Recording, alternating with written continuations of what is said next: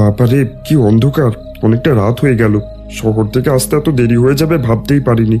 আচ্ছা, অনেকক্ষণ থেকে একটা শব্দ শুনতে পাচ্ছি। মনে হচ্ছে আমার পেছনে কেউ আছে।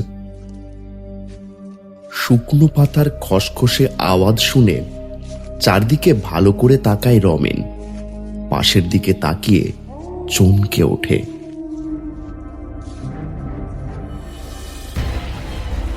আরে, এটা তো সেই কারখানা, সেই ভয়ঙ্কর কারখানা।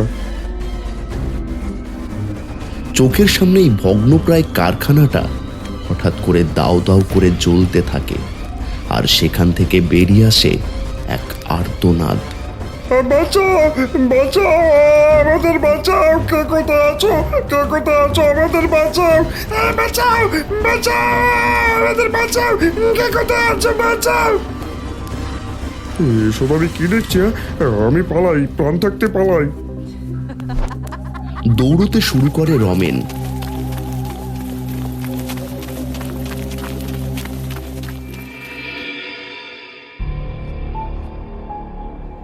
এই কারখানাটা পুরোপুরি নতুন ভাবে শুরু হবে। কাল থেকেই কাজ শুরু হবে। জায়গাটা কিরকম অদ্ভুত, তাই না? যেমন অদ্ভুত তেমন রহস্যে ভরপুর। দেখো, দিনের বেলা কাজ হবে, সূর্য ডোবার আগে আমাদের চলে যেতে হবে। চলো, আর এখানে দাঁড়িয়ে থেকে লাভ নেই, নয়তো বিপদ হতে পারে। আরে কিসের ভয় ভাই? এসব গ্রামবাসীদের লোক কথা, যাতে আমরা এই এলাকা থেকে দূরে থাকি। দেখ ভাই, তুই আসতে চেয়েছিলি তাই আমি তোকে নিয়ে এলাম।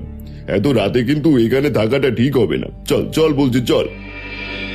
অভি অশোকের হাত ধরে টানতে টানতে হঠাৎ অশোক দেখতে পায় কারখানার একপাশে এক আগুন শিখা। দাউ দাউ করে চোখের সামনে জ্বলে উঠল কারখানাটা, আর সেখান থেকে ভেসে আসে সেই আর্তনাদ। অশোক, ওই দেখ, তার মানে আমি তো সেটাই বলছিলাম। চল চল চল চল, এখান থেকে চল চল বলছি। আস্তে আস্তে পুরো ভগ্নপ্রায় কারখানাটা দাউ দাউ করে জ্বলে ওঠে। চারিদিকে পোড়া মাংসের গন্ধ ছড়িয়ে পড়ে। দুজনে নাক চাপা দেয়। ওখান থেকে পালানোর চেষ্টা করে, কিন্তু ওদের সামনে দাঁড়িয়ে আছে ঝলসে পুড়ে যাওয়া অর্ধদগ্ধ কটা শরীর। এসব কি? আমি তো এটাই বলছিলাম, চল চল এখান থেকে। অভি অশোকের হাত ধরে টানে। অশোক সেখান থেকে পালানোর আগেই ওদের দুজনের গলা টিপে ধরে সেই অশরীরী। অশোক আর অভির গোটা শরীর দাউ দাউ করে জ্বলে ওঠে, আর তার সাথে সেখানে এক ভয়ঙ্কর আত্মচিৎকার ও হাসির কণ্ঠস্বর শোনা যায়।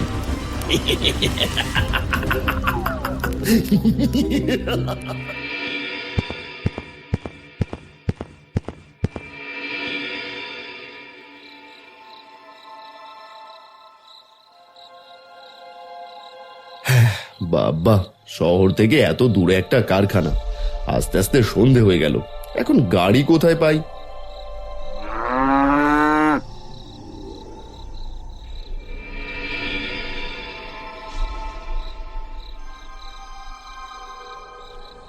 কি মামা, যাবে নাকি?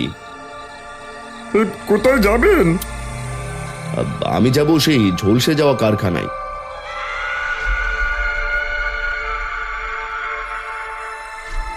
কি হলো, ভয় পেলেন নাকি? আপনি জানেন না, ওখানে ওখানে যাওয়া মানে সাক্ষাৎ মৃত্যু। শুনেছি কিছু কথা, তবে এখন আমাকে নিয়ে চলুন। ওখানে থাকার ব্যবস্থা হয়েছে, তারপরের কথা পরে ভাববো। অনেক ক্লান্ত মামা, তাড়াতাড়ি চলুন। তাহলে উঠে পড়ুন। কমলেশ আরো অনেক কথাই লুকিয়ে গেল। উঠে পড়তেই গরুর গাড়ি চলতে শুরু করে।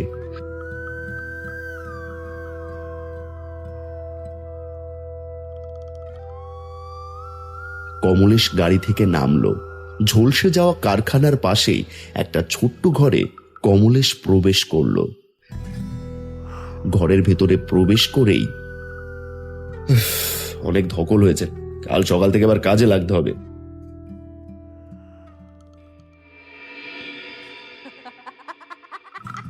বাঁচাও, বাঁচাও, আমাদের বাঁচাও, কে কোথায় আছো, কে কোথায় আছো, আমাদের বাঁচাও, বাঁচাও, বাঁচাও, আমাদের বাঁচাও, কে কোথায় আছো, বাঁচাও।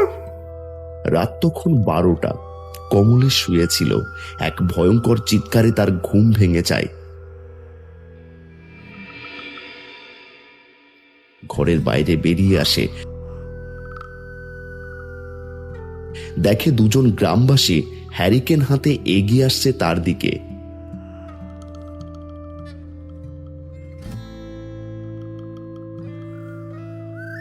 এখান থেকে চলে যাও, জায়গাটা ভালো না। কি হয়েছে দাদু? এটা তো আমাদের কাজ দাদু, এই কাজ করে আমাদের সংসার চলে, চলে যাব কেন? প্রাণ থাকলে তবে না তুমি তোমার সংসার চালাতে পারবে। ও কারখানা অভিশপ্ত, ওখানে যে যায় সে আর ফিরে আসে না, এমনকি তার লাশটুকুও পাওয়া যায় না, সব ছাই হয়ে যায়। 2 বছর আগে আমার এক দুঃসম্পর্কের দাদা এখানে কাজের সূত্রে আসে। দাদা একবার বলেছিল এখানে ব্যাপারের সম্পর্কে। দাদাকেও খুঁজে পাওয়া যায়নি, কিন্তু তার পিছনে নিশ্চয়ই অন্য কোনো রহস্য আছে। কোনো রহস্য নেই। কি হয়েছে একটু খুলে বলুন তো। আমরা বেশি কিছু জানি না।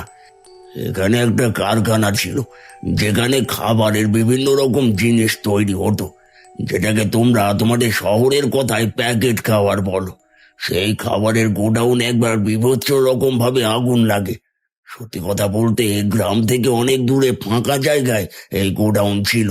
এই কারখানাতে আমাদের গ্রামের অনেকেই কাজ করত, তাদের মধ্যে থেকে কয়েকজন সেই দিন এখানে ছিল। আগুনে জ্বলে পুড়ে তারা মারা যায়। তারপর থেকেই তাদের প্রেতাত্মা এই কারখানায় আবদ্ধ, যে আসে তাকে মেরে ফেলে। কিন্তু দাদু, এই কারখানাটা আবার নতুন করে শুরু হলে আপনাদেরই তো লাভ। লাভ ক্ষতির হিসেব জানি না, এখান থেকে চলে যাও। কিন্তু আপনাদের পরিবারের যুবকরা এখন বেকার। এখানে একটা প্যাকেট খাবারের কারখানা তৈরি হবে, তাহলে গ্রামের এবং আশেপাশের গ্রামের কত লোক কাজ পাবেন বলুন তো। আপনারা যদি আমাদের একটু সহায়তা করেন তাহলে কিন্তু খুব ভালো হয় দাদু। কিন্তু সবই বুঝলে ও জায়গাটা যে ভালো নয় খোকা। এই 2 বছরের এরকম কোনো ঘটনা ঘটেছে? কালচক্রে সবকিছু একদিন মুছে যায়। হয়তো আমরা শুধুই ভয় পাচ্ছি। তুমি শুনবে না, তুমি ভীষণ জেদি। তবে আমি বলবো দিনের বেলায় কাজ করলেও সূর্য অস্ত যাওয়ার আগে এখান থেকে চলে আসবে। চলো চলো, তোমরা চলো। ঠিক আছে, আপনার কথা আমার মনে থাকবে।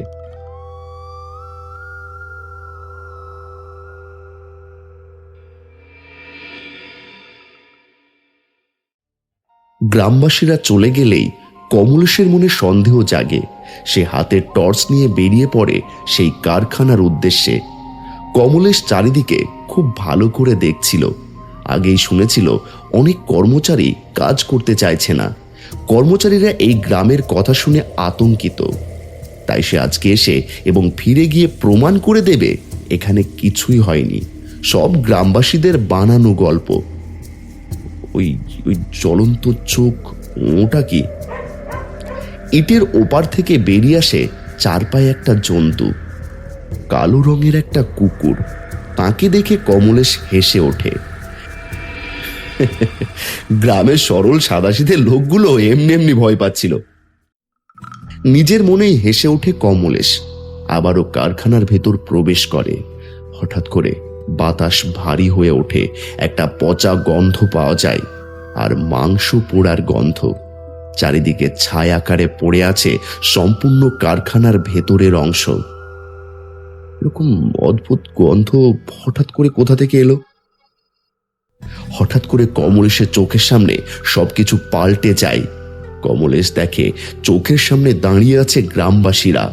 তার সামনে দাঁড়িয়ে আছে কোট প্যান্ট পরা এক কর্মচারী। তোরা খাবার চুরি করছিস, লজ্জা করে না? না বাবু, খাবার চুরি করব কেন? তোদের বিশ্বাস নেই? রাত্রিবেলা ডিউটি করতে করতে তোরা বাড়ি চলে যাস। আজ রাতে তোদের নাইট ডিউটি দিতে হবে। না স্যার, সেটা হবে না। আর তাছাড়াও আমি অনেক কিছু জানতে পেরেছি যেটা আমাদের গ্রামবাসীদের জন্য ক্ষতিকর। এই কারখানা থেকে বেরোনো প্রত্যেকটা ক্ষতিকর তরল আমাদের জমিতে, আমাদের নদীতে মিশছে। খাবারে রয়েছে বিষাক্ত কেমিক্যাল, আর আমরা যারা কাজ করছি আমাদের শরীরে সেই সব বিষাক্ত কেমিক্যাল ঢুকে আমাদের শরীর খারাপ করছে। আপনারা আমাদের বেগার খাটাচ্ছেন, তার জন্য এক্সট্রা পয়সাও দিচ্ছেন না। এত কিছু তো আমি মেনে নেব না। আমি ইউনিয়নের লিডার, আমি সবাইকে বলে দেব। তুই কিছু করতে পারবি না? তুই এখান থেকে বেঁচে বেরোতে পারবি না। চুরির কেসে তোকে ফাঁসিয়ে দেব। আপনি কি ভেবেছেন আমি এত বোকা? অনেকদিন থেকে আমি ছন্দে ছন্দে ছিলাম, তাই সমস্ত প্রমাণ আমি পাঠিয়ে দিয়েছি। একটু পরেই আধিকারিকরা এসে পড়বে আর সমস্ত প্রমাণ পেয়ে যাবে। তবে রে, দাঁড়া দাঁড়া, দেখাচ্ছি মজা। এই বলেই কোট প্যান্ট পরা লোকটা ওই কর্মচারীকে মারে আর সে মাথা ঘুরে পড়ে যায়।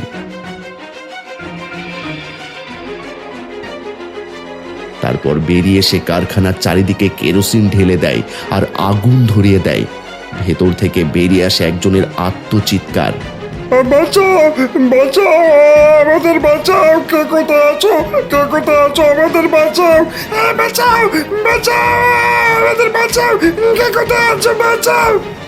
কমলেশ সবকিছু দেখে পিছিয়ে আসে আর একটা সময় দেখে তার সামনে একটা জ্বলন্ত দেহ এগিয়ে আসছে। তোরা আবার এখানে কারখানা করতে চাইছিস, তাই তো? আবার শুরু হবে আমাদের গ্রামের মানুষের উপর ক্ষতিকর প্রভাব। তা আমি হতে দেব না। আমি কিছু জানি না। আমি শুধু আমার বাবার কথা মতো এখানে এসেছিলাম, কিন্তু বুঝতে পারিনি আমার বাবা এত কিছুর পেছনে ছিল। জেনেই বা কি করবি? তোর বাবার জন্য এতক্ষণ আমি অপেক্ষা করছিলাম। তুই এসেছিস, তোকে শেষ করে দেব। এর আগে যতবার এই কারখানা নতুন ভাবে তৈরি করতে যে আসতো, তাকে আমি শেষ করে দিতাম। শহর থেকে দূরে গ্রামের এই সহজ সরল সাদাসিধে মানুষদের খুব সহজেই কম পয়সায় শ্রমিক হিসেবে পাওয়া যায়, তাই না? তাদের জীবনকে তোদের মতো শহরে বাবুরা সস্তা মনে করে। আমি আজ তোকে শেষ করে দেব, তোকে শেষ করে দেব, বাঁচতে দেব না। না না, আমাকে ছেড়ে দাও। আমি এসব কিছুই জানতাম না। আমি এসব কিচ্ছু করিনি। আমি আমার বাবার উপযুক্ত শাস্তির ব্যবস্থা করব। শাস্তির ব্যবস্থা করবি? তোর বাবার? এটা কি সত্যি? আমাকে বোকা বানাচ্ছিস? একবার আমাকে সুযোগ দাও, একবার। সুযোগ দিয়ে কি হবে? প্রমাণ তো কিছুই নেই। তাহলে কে ধরতে পারলে আমি শেষ করে দেব। ওর জন্য আমার জীবন শেষ হয়ে গেছিল। আমার সাথে আরো কয়েকজন কারখানায় তখন উপস্থিত ছিল। সকলেই আমরা আগুনে দগ্ধ হয়ে মারা গেছিলাম। কমলেশ দেখতে পায় আশেপাশে কালো কালো কয়েকটা ছায়ামূর্তি ফুটে উঠতে শুরু করেছে। কমলেশ দেখে তার চারিদিকে আগুন জ্বলছে। ভয়ে চোখ বন্ধ করে নেয়। আজ তার শেষ দিন। কিন্তু এ কি, চোখ খুলে দেখে দাঁড়িয়ে আছে তাঁবুর কাছে। এতক্ষণ কি তবে সে স্বপ্ন দেখছিল? এটা কি হলো আমার সাথে? আমি তো কিছুই বুঝতে পারছি না। তোমাকে আমার ছেলে নতুন জীবন দিয়েছে, নয়তো আজ অব্দি যে একবার এই কারখানায় প্রবেশ করেছে সে কিন্তু আর ফিরে আসেনি। আমি জানি না সেটা কেন, তবে নিশ্চয়ই এর পেছনে কোনো কারণ আছে। শাস্তি দিতে হবে। শহরের লোকেরা আমাদের জীবনকে সস্তা ভাবে। কতগুলো মানুষকে পুড়িয়ে মেরে দিল শুধুমাত্র নিজের পাপ ঢাকতে। আমি চেষ্টা করব, সবকিছু ঠিক করার চেষ্টা করব, কথা দিলাম।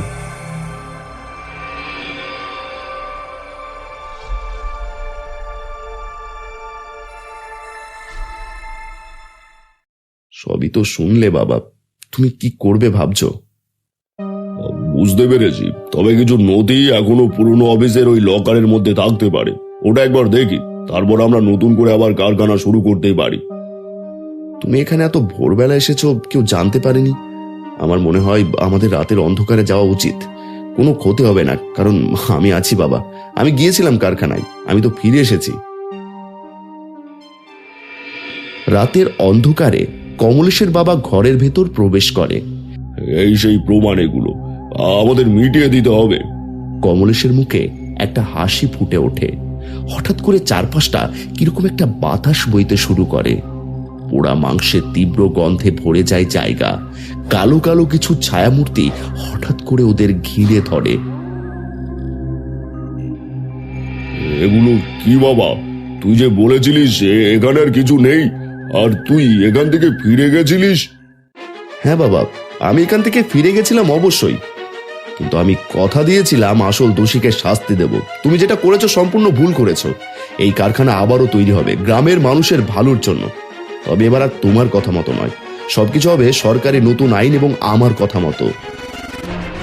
ততক্ষণে প্রেতাত্মার দল কমলেশের বাবাকে ঘিরে ধরেছে, তাদের গায়ে জ্বলছে আগুন। এগিয়ে আসে ওদের ইউনিয়নের লিডার, তার মুখটা দেখে কমলেশের বাবা চিনতে পারে। ভুলে গেছেন স্যার আমাকে? হ্যাঁ, সেই দিন আমাদের সকলকে জ্যান্ত আগুনে পুড়ে মরার জন্য এখানে আটকে দিয়েছিলেন না? আমাকে আমাকে ছেড়ে দাও, আমাকে ছেড়ে দাও।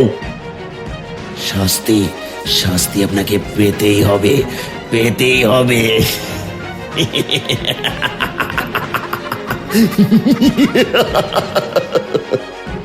সবাই মিলে ঝাঁপিয়ে পড়ে কমলেশের বাবার দেহের ওপর।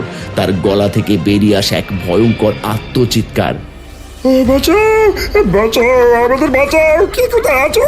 আমাদের বাঁচাও। তবে সে চিৎকার শুনে নিবারণ দাদুর মুখে ফুটে ওঠে এক অদ্ভুত হাসি।